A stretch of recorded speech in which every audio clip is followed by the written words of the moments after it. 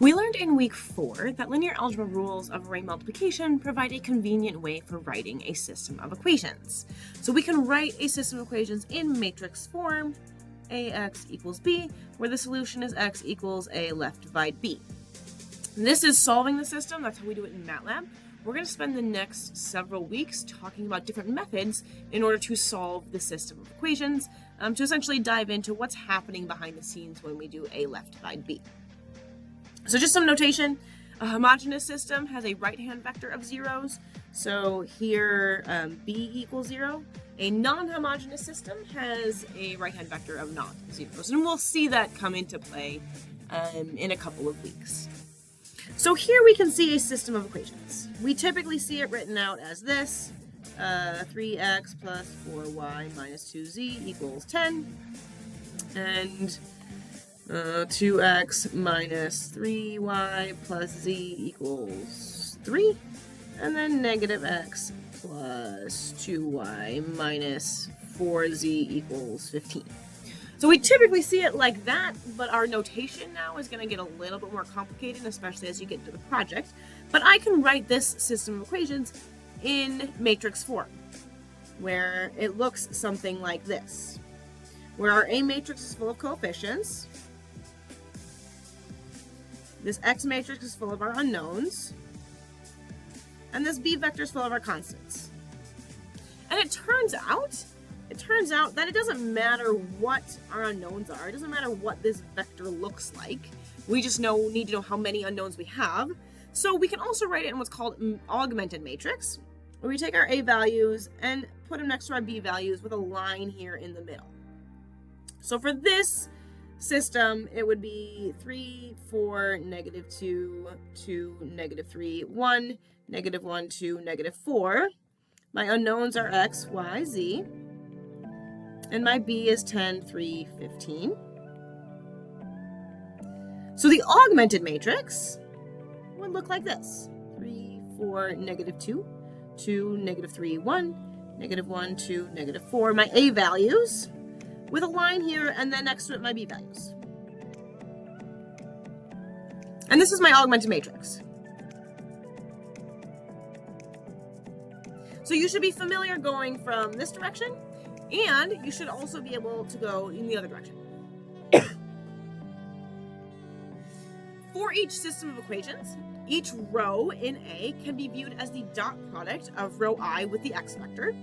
So essentially, in order to get my first equation here, this equation, it's my row in A, 3, 4, negative 2, dotted with my x vector to produce my corresponding B value. It's a dot product. We can also view our system of equations as each equation as a line. We know that, especially with two-dimensional systems. We can view each column in A as a vector. So here's my vectors. Here's my equations. Here's my lines. Such that each vector, 3, 2, negative 1, that goes next to x plus 4, negative 3, 2, y,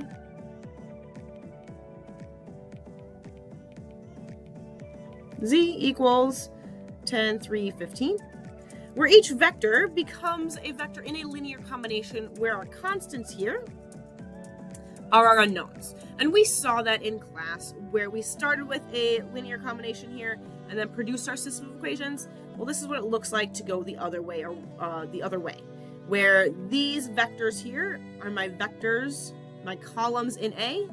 These are my unknowns, and this is my B vector. So there's lots of different ways we can represent a system of equations. And it depends on what we're trying to determine, what we're trying to find, that tells us which method, which way we want to represent it. Okay, so our first method for solving systems of equations is using elimination.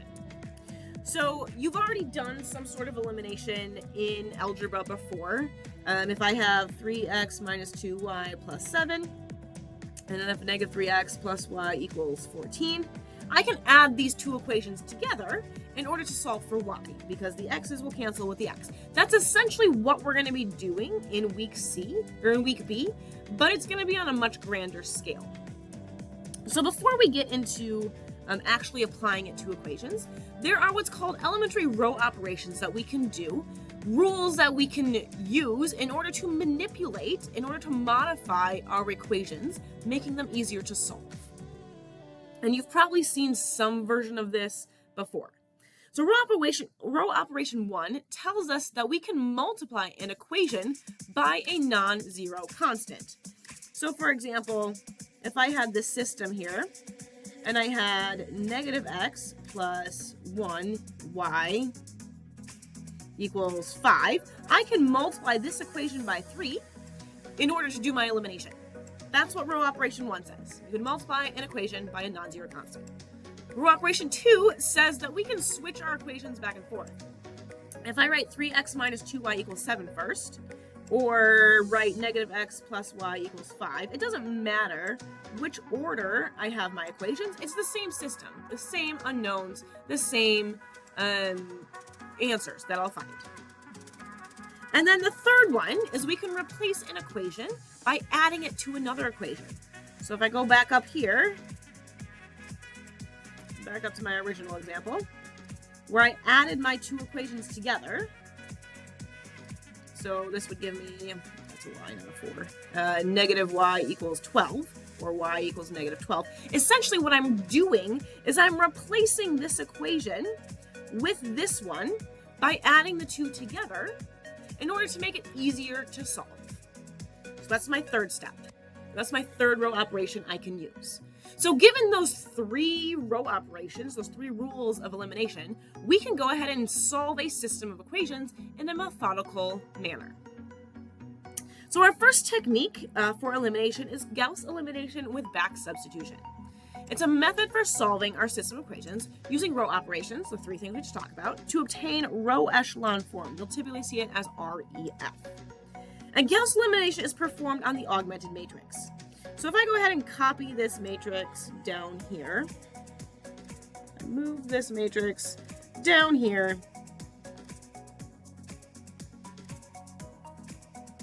this is what I would start with. This is my starting point for Gauss elimination.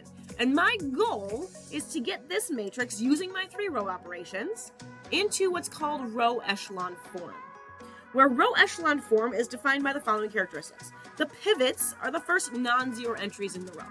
So right now, this, and this would be pivots for this matrix. Not very exciting. It's the first element that's not 0 in my row. Below each pivot in REF, each column is going to be a column of zeros. So if I'm following REF, I want this matrix to end up like this. I want there to be the 3 there, and then I want zeros to be below it. So this to be my first pivot and zeros to be below it. Then each pivot lies to the right of the pivot in the row above it. So I can have numbers over here, whatever they end up being. Then I want my next pivot to be somewhere like here. So I'll call it A. And then a 0 to be below that. So that's another pivot. And then B, another pivot to be in the row below. So you can see I get this staircase. Oops. I get this staircase pattern of pivots. It doesn't have to be perfectly staircase. I could end up with something like this.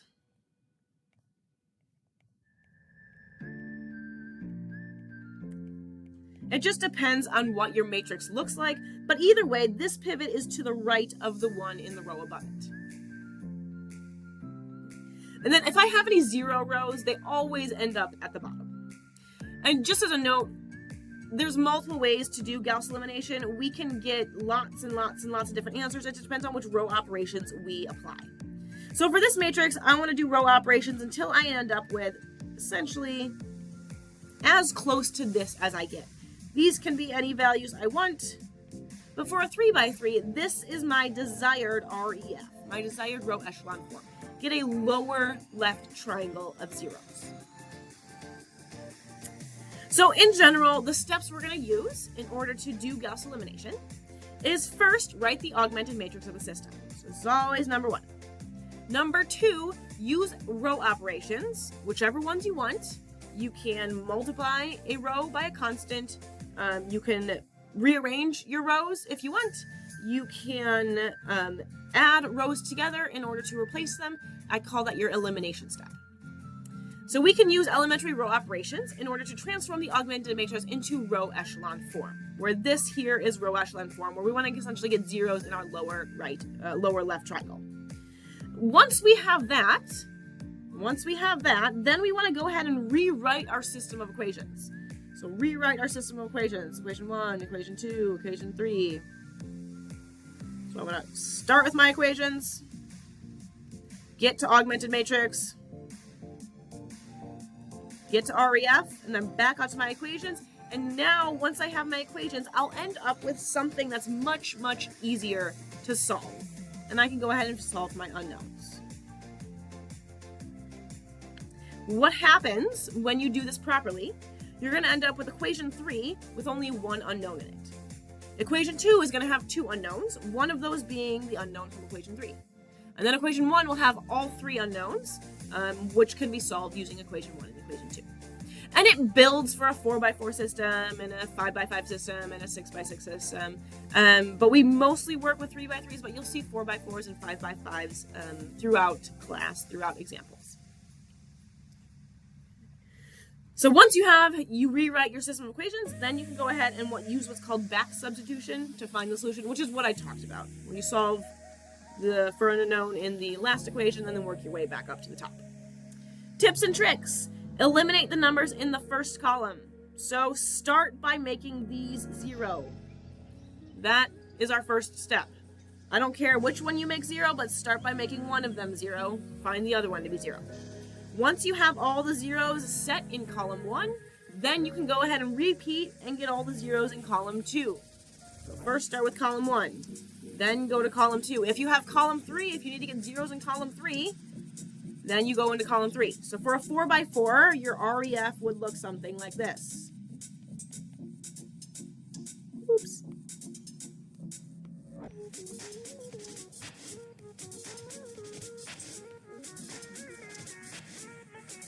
And then your B vector over here. So note, get all your zeros first in column 1, and then second in column 2, and then get your last one in column 3. This is ideal scenario.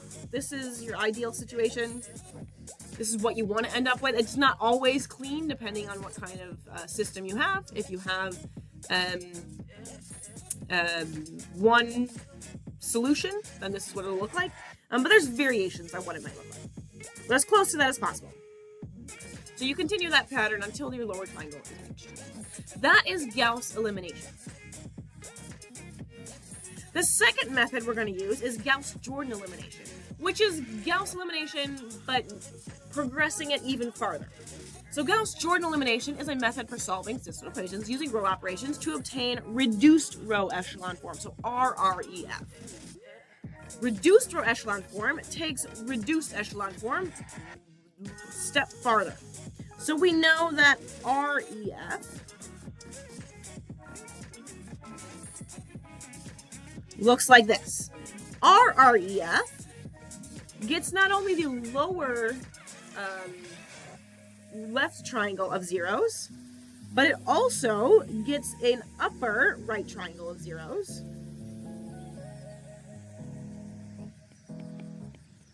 And then it takes it even one step farther from there, where it puts ones along the diagonal. So here is RREF. Essentially, to go from REF to RREF, you do more row operations, making these numbers now zeros. And then once you make those zeros, then you're going to go ahead and make the elements along your diagonal ones. And you're going to get as close to this matrix as you can. You can't always get all the way to RREF, but you get as close as you can. And what's helpful is because when we end up like this, our system of equations is solved. So this row here tells me that my third unknown equals C. This row here tells me that my second unknown equals B. This row here tells me that my first unknown equals A. Essentially, when we get to REF, our system is fully solved. But formal definition of RREF, all 0 rows appear last, just like with REF. All non-zero rows start with the number 1. That's why we need the ones here. All our pivot locations are 1. When a value of 1 appears in a column, all other elements in that column are 0. So these are all 0, these are 0, these are 0. And then the first non-zero element of row appears in a column later than the first non-zero element of previous row. So this is our staircase. And the nice thing, since RREF results in our solution, there's only one possible RREF matrix for a given system of equations. And we can check our answers with MATLAB. If you want to check your answers with MATLAB for Gauss elimination, you would just have to check your final answers to see if you got x equals a left divide b, if your x values match. For Gauss-Jordan elimination, since there's only one possible RREF, we can use the RREF function in MATLAB to check to see if we got the correct reduced row echelon form. So, approaching problems with Gauss-Jordan elimination. First, write the augmented matrix. So we start with our equations, get to our augmented matrix. Once we have our augmented matrix, get to RREF. Do our elimination steps, do our row operations until we get to RREF. Then write the solution. Because once you have RREF, you have the solution. Tips and tricks. Same tips and tricks that it is for Gauss-Jordan or for Gauss elimination. Start by putting zeros in the first row and in the first column. So get your zeros here first. Get your zeros in the first row or in the first column. Once you have those, get your zeros in the second column. Once you have those, get your zeros in the third column. So work your way from left to right. If you don't do that, then you might end up going in circles, so that's why I recommend start from left to right. Get your zeros in the first column, then the second column, then the third column. You can swap your rows initially in order to get zeros up here and over here first. Sometimes that's possible, sometimes that's not. We don't typically swap rows often, but it can be useful if you recognize it right away.